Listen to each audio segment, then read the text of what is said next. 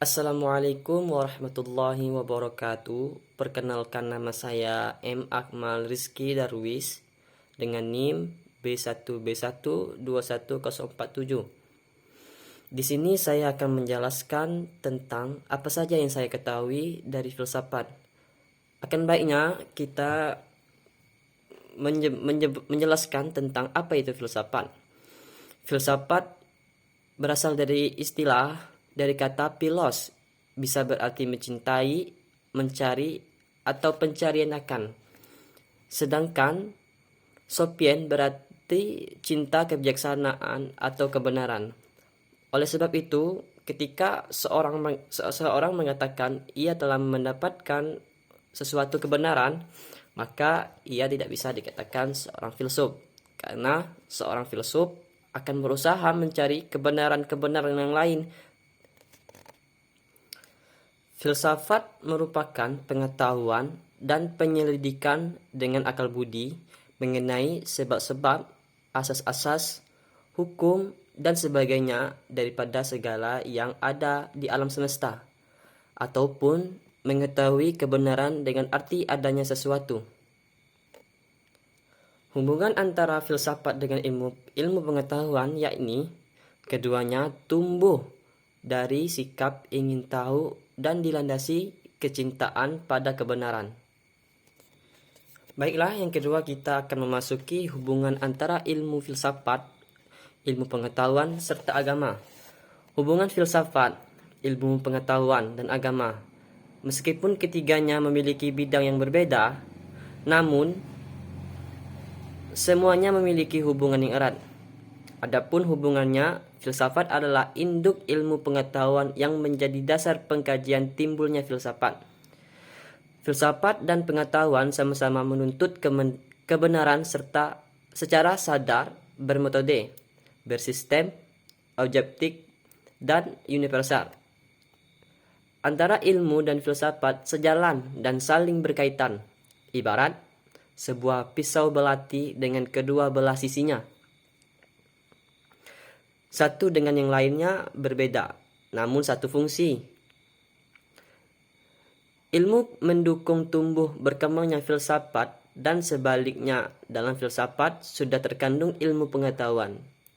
Demikian halnya dengan agama yang berdasarkan keyakinan, namun penyajian ajarannya tidak terlepas dengan metode penyajian ilmiah.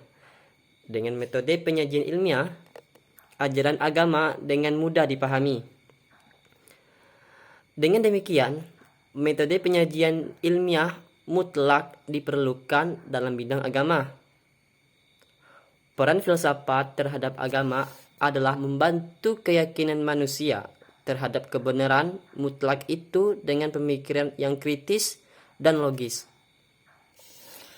Oleh sebab itu, ketiga bidang tersebut tidak terlepaskan dari ilmu pengetahuan, filsafat, serta agama, karena ketiganya itu mendukung untuk kehidupan kita sehari-hari. Yang ketiga, saya akan membahas tentang epistemologi. Epistemologi berasal dari kata episteme dan logos, di mana episteme berarti pengetahuan dan logos artinya teori. Epistemologi secara sederhana ialah ilmu yang membahas tentang sumber pengetahuan, metode, struktur, dan valid tidaknya suatu pengetahuan serta kebenaran, logika atau berpikir secara sistematis. Epistemologi dibagi 3 bagian, yaitu pertama logika, kedua metodologi, dan ketiga filsafat. Logika secara khusus membahas tentang sistematis berpikir, bernalar, dan berargumen. Metodologi secara khusus membahas tentang cara mendapatkan pengetahuan dan kebenaran, mengembangkan ilmu pengetahuan, dan sebagai alat untuk meneliti sebuah permasalahan. Sedangkan filsafat ilmu secara khusus membahas tentang hakikat dari sebuah ilmu, hakikat terbentuknya sebuah ilmu, dan lain-lain. Oleh sebab itu, epistemologi itu tumbuh dari cara kita berlogika dan cara kita untuk mendukung logika kita, yaitu dengan metodologi dan filsafat itu sendiri untuk membangun suatu pemikiran yang komplit. Contoh dari epistemologi yaitu dalam kehidupan sehari-hari kita, yaitu yang berhubungan dengan bagaimana kita mendapatkan ilmu pengetahuan. Contohnya yaitu kursi. Kita menggunakan metode. Awal mula tentu kita memiliki pengetahuan dan menangkap keberadaan tentang kursi melalui panca indera kita. Setelah itu mulai dilakukan analisa yang dilakukan akal kita. Akal kemudian mengkategorikan menjadi sebuah ilmu pengetahuan yang membahas tentang kursi. Inilah yang menjadi praktek epistemologi dalam kehidupan sehari-hari, sama seperti benda-benda lainnya. Yang keempat, kita akan membahas tentang ontologi. Ontologi berasal dari kata onta dan logia. Onta bukan yang dimaksud dengan onta-onta yang di Arab itu ya. Dimana onta artinya sebagai segala sesuatu yang ada, sedangkan logia artinya ilmu pengetahuan.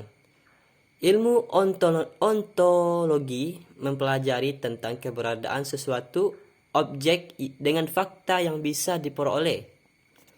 Dalam ilmu ontologi terdapat beberapa aliran.